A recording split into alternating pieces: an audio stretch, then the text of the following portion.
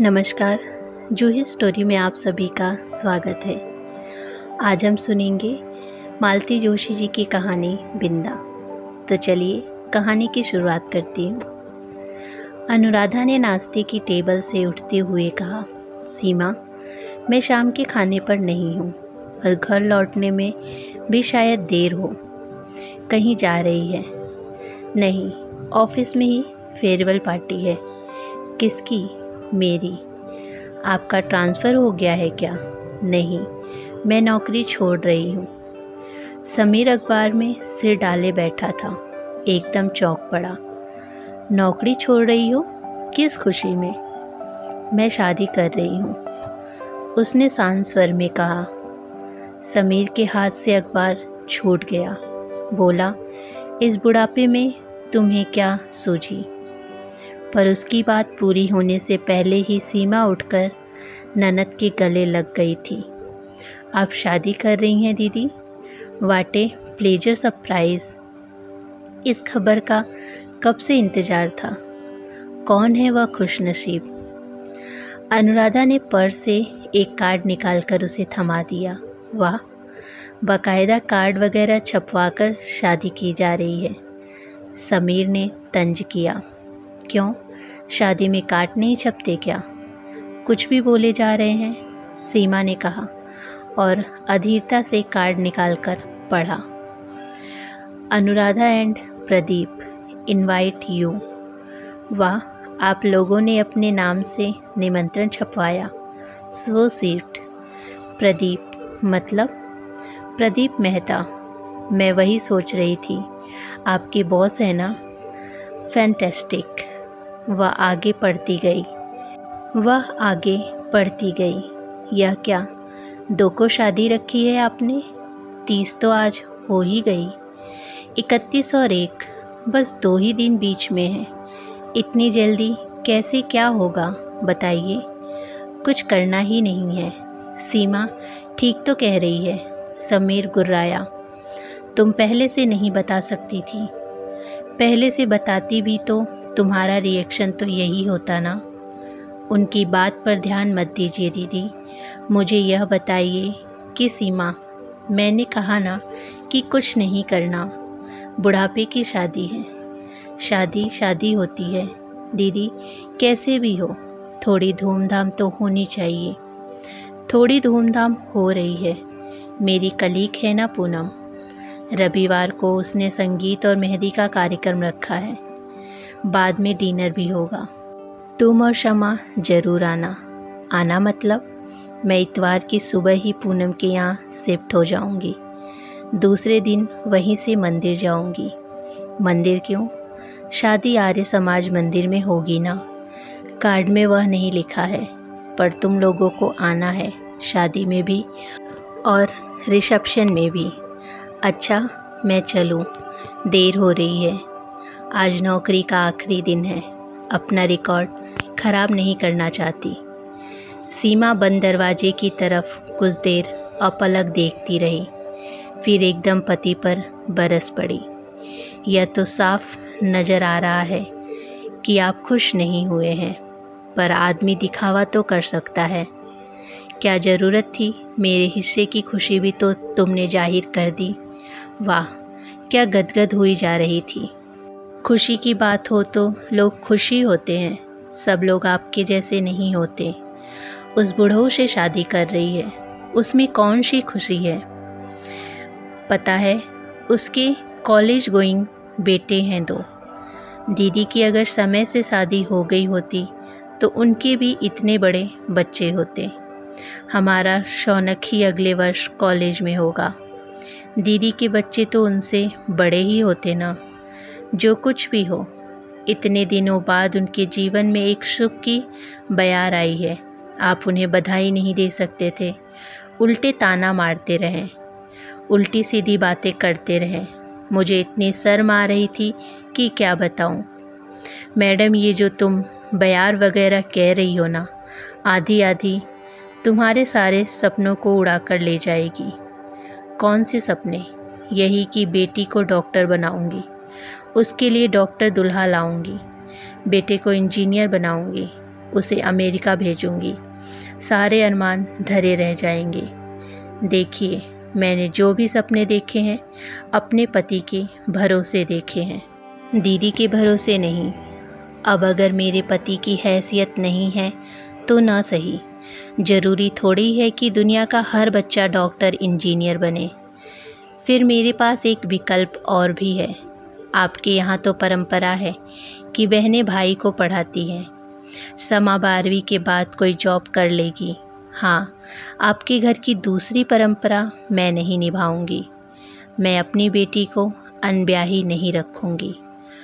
शौनक की जॉब लगते ही उसकी शादी कर दूंगी। अब ताना कौन मार रहा है? मैं ताना नहीं दे रही, हकीकत बयान कर रही हूँ। मुझे आप लोगों पर आश्चर्य होता है, सबसे ज़्यादा माँ जी पर। माँ ने क्या किया? बेटियों की चिंता सबसे ज़्यादा माँ को होती है, पर माँ जी कितनी कूल थी।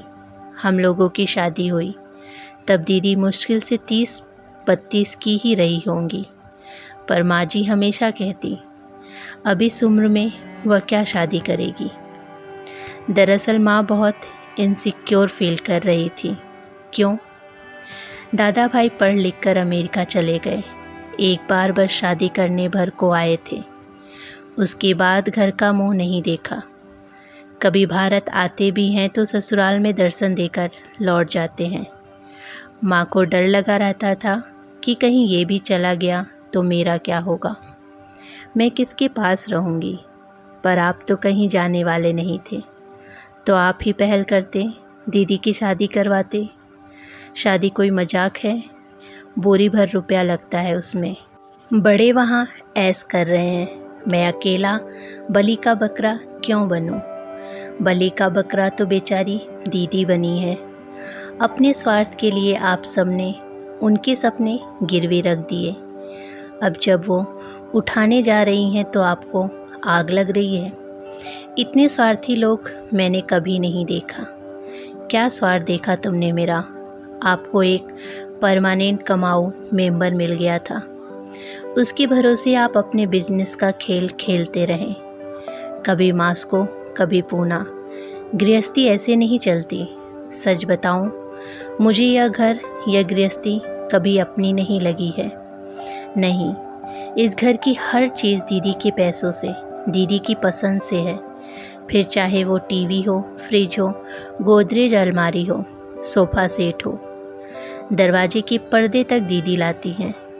तो क्या हुआ, यह घर दीदी का भी तो है। मुझे लगता है जैसे मैं यह उधार की गृहस्थी चला रही हूँ।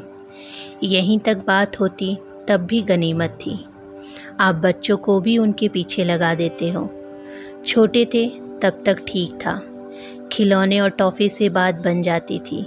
पर अब बच्चे बड़े हो गए हैं, उनकी ज़रूरतें बढ़ गई हैं।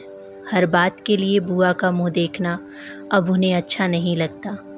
वे संकोच करते हैं तो आप कह देते हैं, दीदी ज़रा देख लेना इन दोनों को क्या चाहिए। पिछले महीने की बात है, शौनक को ब्लेजर चाहिए था। उसने आपसे कहा, आपने उसकी फरमाइश दीदी तक पहुंचा दी। इस पर बेटे ने क्या कहा जानते हैं? क्या कहा?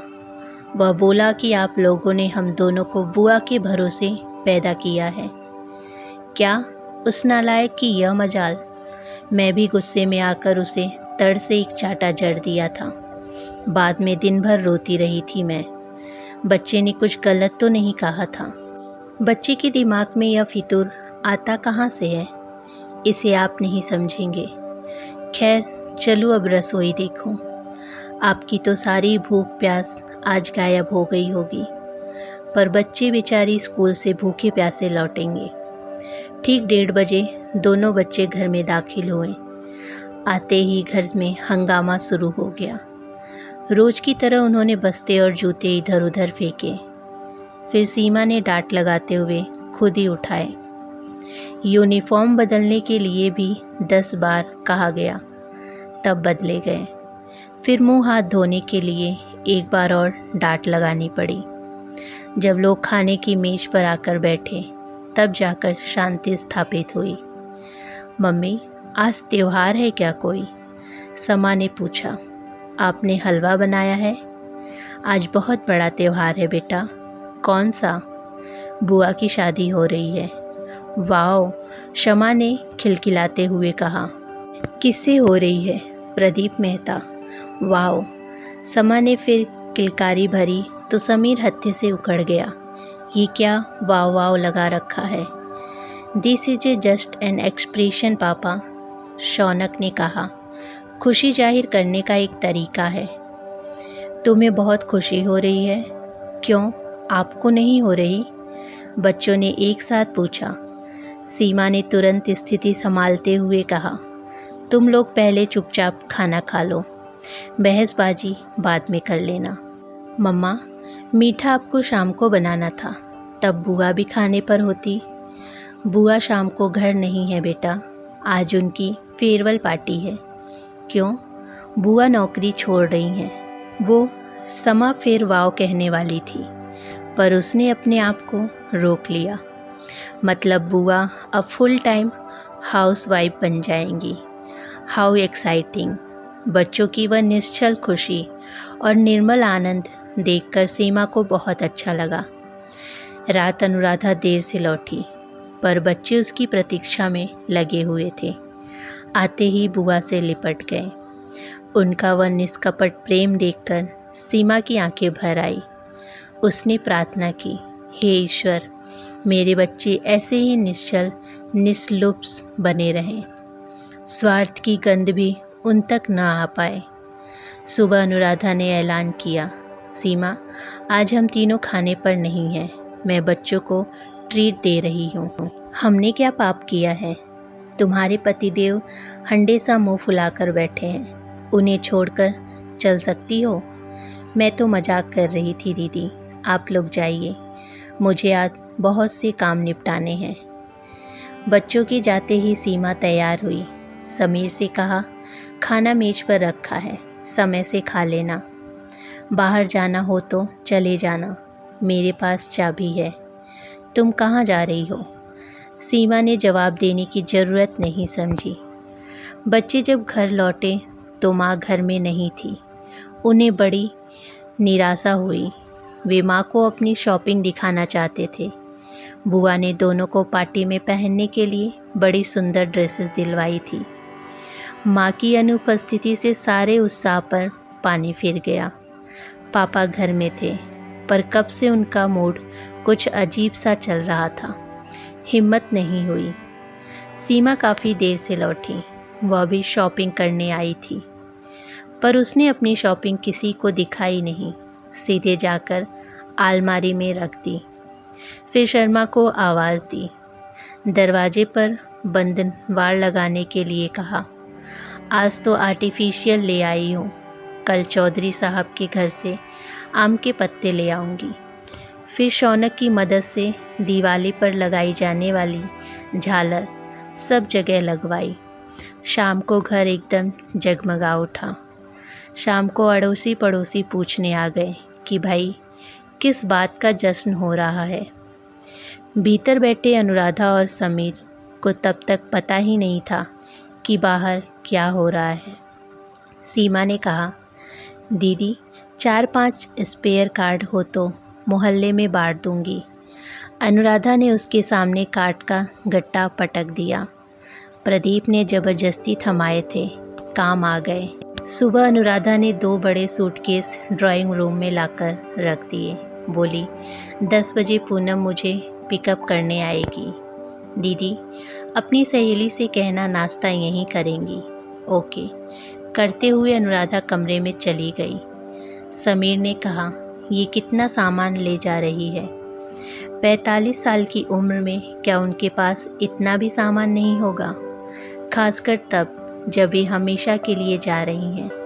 और एक बात याद रखिए, अगर वे अपना सारा सामान ले जाना चाहेंगी तो आपका घर नंगा हो जाएगा। समीर चुप हो गया। नाश्ते का शाही सरंजाम था।